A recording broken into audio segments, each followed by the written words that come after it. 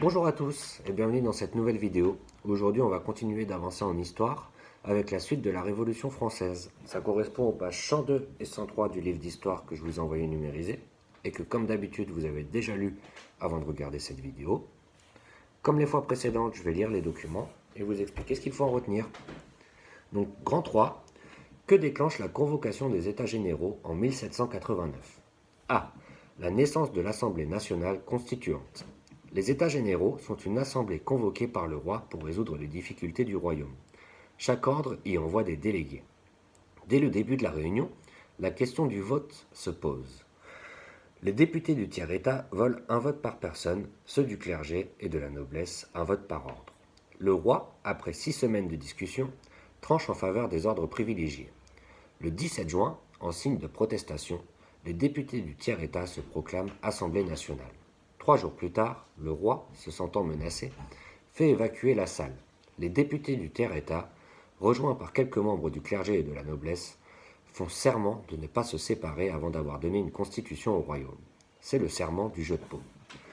Donc là, ce qu'on nous explique, c'est que les États généraux sont une énorme réunion convoquée par le roi pour résoudre les problèmes connus en France. Donc chaque ordre, les 3 ordres qui sont le clergé, la noblesse et le tiers-État, va envoyer des délégués, des représentants à cette réunion. Dès le début de la réunion, on va se demander comment est-ce qu'on va faire pour voter les nouvelles lois, comment on va se mettre d'accord. Les députés du tiers-État, qui sont les plus nombreux, eux veulent un vote par député. Comme ça, si chacun a un vote, le tiers-État étant plus nombreux, ils remporteront à chaque fois ce qu'ils veulent remporter. Le clergé et la noblesse, eux, veulent un vote par ordre. Parce que comme le clergé et la noblesse sont d'accord, à chaque fois, ça ferait 2 votes contre 1, et donc ils gagneraient. Après 6 semaines de discussion pour savoir comment est-ce que l'on va voter, le roi finit par trancher en faveur des ordres privilégiés. Donc les députés du tiers-État sont très mécontents, et le 17 juin, en signe de protestation, ils vont se proclamer Assemblée nationale. L'Assemblée nationale, c'est censé être la représentation des députés qui représentent la nation. Donc le roi se sent en danger et décide de faire évacuer la salle. Mais les députés du tiers-État, rejoints par quelques membres du clergé et de la noblesse, vont se rassembler dans une salle et faire le serment de continuer leur bataille tant que la France n'aura pas une constitution.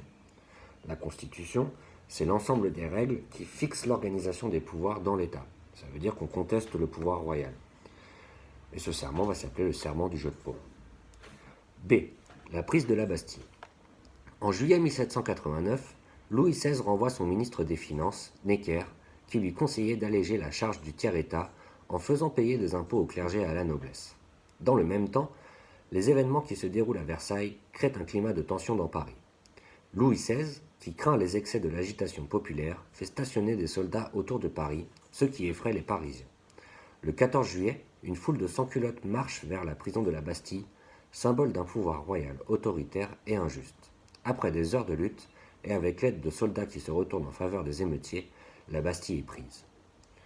Donc là, ce qu'on nous explique, c'est qu'au cours du mois de juillet de 1789, Louis XVI va renvoyer son ministre des Finances qui voulait aller dans le sens des députés du tiers-État.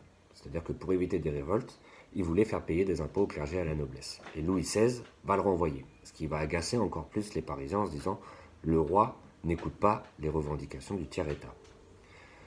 En plus de ça, le roi fait stationner des soldats autour de Paris, ce qui va effrayer la population.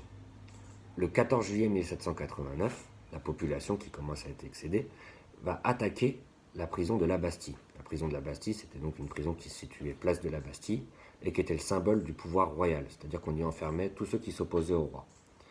Après des heures de bataille, et avec le retournement de certains soldats qui sentaient bien que la situation était mauvaise pour eux, la Bastille va être prise.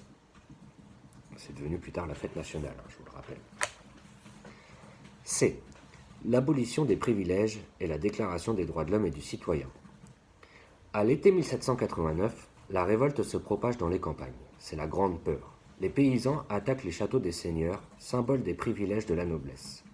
Pour faire revenir le calme, les députés de l'Assemblée nationale constituante proclament dans la nuit du 4 août la fin des droits féodaux et des privilèges. La société d'ordre, qui caractérisait l'ancien régime, n'existe plus. Certains nobles et membres du clergé se rallient à la cause des révolutionnaires. Le 26 août, les députés rédigent la Déclaration des droits de l'homme et du citoyen. Dans ce texte inspiré des idées des Lumières, les grands principes des révolutionnaires sont posés. L'égalité de tous les citoyens, le droit à la liberté et à la justice, le droit de pratiquer la religion de son choix. Donc là, ce qu'on nous explique, c'est que pendant l'été 1789, après la prise de la Bastille, la révolution va se propager dans les campagnes. C'est ce qu'on va appeler la Grande Peur, parce que les paysans vont attaquer les châteaux des seigneurs pour contester justement le symbole des privilèges accordés par le roi. Pour faire revenir la situation au calme, les députés du tiers-État vont voter dans la nuit du 4 août la fin de la société féodale. La société féodale, c'était le fait qu'il y ait des seigneurs qui possèdent des terres et des serfs, des esclaves, des paysans qui travaillaient pour le seigneur. Donc, la situation continue, ça se calme un petit peu, mais pas tant que ça. Et dans la nuit du 26 août, les députés vont rédiger la Déclaration des droits de l'homme et du citoyen. C'est un texte qui reprend les grandes idées des philosophes des Lumières, notamment l'égalité entre les hommes, le droit à la justice et à la liberté pour tous, et le droit de pratiquer la religion de son choix, ce qui n'était plus acquis depuis la révocation de l'édit de Nantes. Voilà, c'est tout pour cette fois. La prochaine fois, on verra ce qui a amené à la chute du roi, qui vous reste juste à recopier la trace écrite dans le cahier d'histoire à la suite de la partie précédente. Bon courage à tous et bonne journée.